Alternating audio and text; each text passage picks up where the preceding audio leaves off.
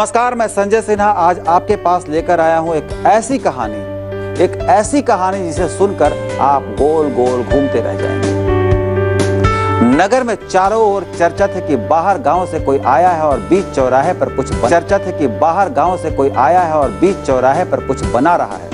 लोग घरों से निकलकर चौराहे की ओर दौड़ पड़े। सड़कें जाम हो गई, बाजार बंद हो गए। क्या बच्चे, क्या बूढ़े, क्या जवान, हर किसी की जबान पर बस एक ही चर्चा, कोई आया है जो बीच चौराहे पर कुछ बना रहा है। कोई कहीं से आया था, चौराहे पर उसने कुछ ईंटें जमा की, फिर एक बड़ी सी कड़ाही रखकर सुबह से वो कड़छी हिलाया जा रहा था। ना नीचे आग थी, ना कड़ाही में कुछ था, पर वो बड़ी तन्मयता से कड़छी हिलाया जा रहा था। उसकी आंखों में बसी गंभीरता को देखकर कोई भी सहज अंदाजा लगा सकता था कि ये आदमी जो भी हो, चाहे कड़ाही के नीचे आग हो ना हो, चाहे कड़ाही में कुछ हो या ना हो, पर कुछ न कुछ तो ये बना रहा है। नगर बंद हो गया, सब कुछ थम गया। किसी के समझ में नहीं आ रहा था कि क्या हो रहा है। कुछ लोगों ने पूछा भी कि भाई बीच चौराहे पर कोई कुछ बना भी रहा है तो पूरा नगर बंद क्यों हो गया? लोगों ने काम पर जाना क्यों छोड़ दिया है? किसी के पास कोई माकूल जवाब नहीं था। सबका बस इतना ही कहना था कि चौराहे पर इतनी भीड़ है, लोग सुबह से वहीं खड़े हैं, सब कुछ इसीलिए थम गया है। मामला राजा के पास पहुंचा। राजा ने पूरी बात सुनी, फिर बड़ा हैरान हुआ।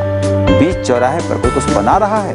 उसके सिपाही उस आदमी को पकड़ने के लिए दौड़ पड़े। सिपाहियों ने आदमी को देखा, वो सचमुच पूरी तन्मयता से कुछ बना रहा था, लेकिन खाली कड़ाही में वो क्या बना रहा था, क्यों बना रहा था? आदमी का दिव्य चेहरा बयां कर रहा था कि वो सचमुच कुछ बना रहा है। सिपाहियों का मन नहीं था कि उसे पकड़कर राजा के पास ले जाया जाए। आखिर इस आदमी में कुछ तो खास है जो कुछ अलग बना रहा है, पर राजा का आदेश था कि वो उसे पकड़कर अपने साथ ले आए।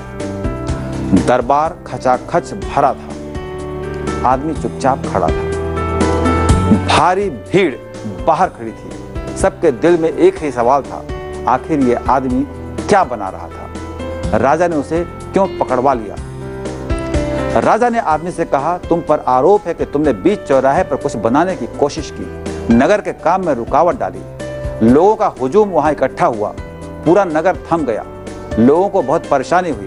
पहले तुम मुझे ये बताओ नागरिक कि तुम इस तरह कड़ाही में सुबह से क्या बना रहे थे, और तुम्हें क्या हक था कि इतनी भाग दौड़ भरी जिंदगी में कुछ ऐसे बीच चौराहे पर बनाओ जिससे कि सारा काम काज ठप पड़ जाए?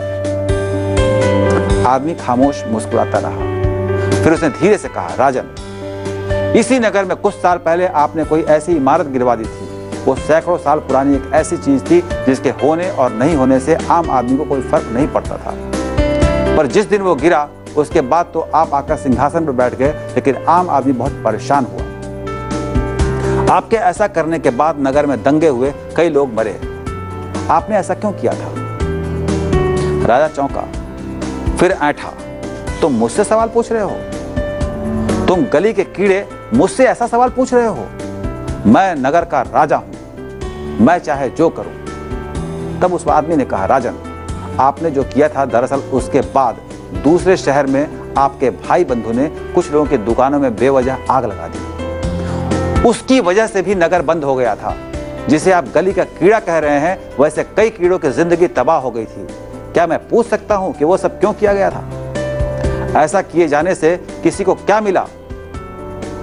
अब राजा बिल्कुल गुस्से से लाल था। वो कह रहा था कि मैं तुम्हें इस गुस्ताखी के लिए मृत्यु दंड दे सकता हूं। मैं राजा हूं, मैं बहुत से काम ऐसे ही करता हूं। उस आदमी ने कहा, राजन, आपके बहुत से काम जिन्हें आप यूं ही करते हैं, उनकी वजह से आपके नगर में कुछ लोगों ने बम फोड़कर अपना विरोध जताया। वो विरोधी भी आपकी तरह ही थे।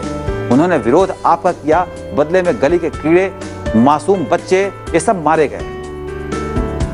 दुकान में बैठे 2 वक्त की रोटी के जुगत में बैठे लोग भी मरे। वो क्या था?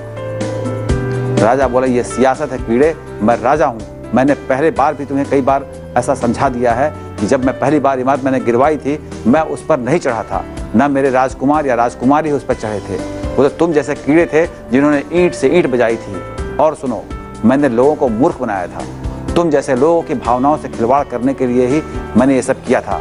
तुम्हारे जैसे लोग इसीलिए पैदा होते हैं ताकि उनका शोषण किया जाए। मैं तुम्हारे संग खेल रहा था, वो मेरा मनोरंजन था।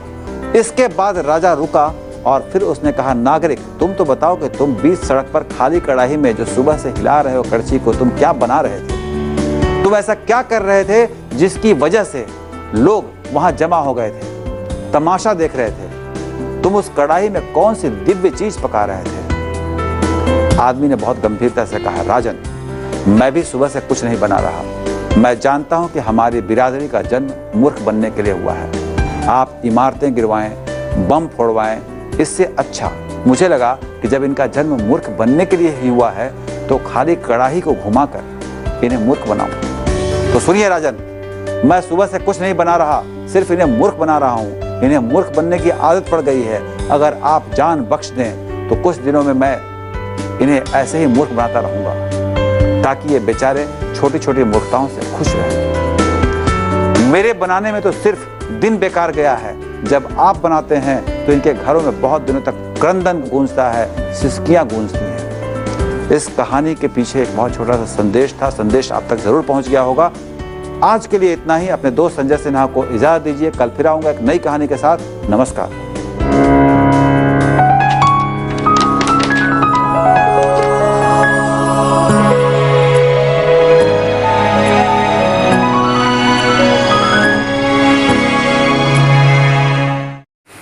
এই চ্যানেলটির প্রতি আপনার আগ্রহ আমাকে আরও উৎসাহিত করবে। ধন্যবাদ।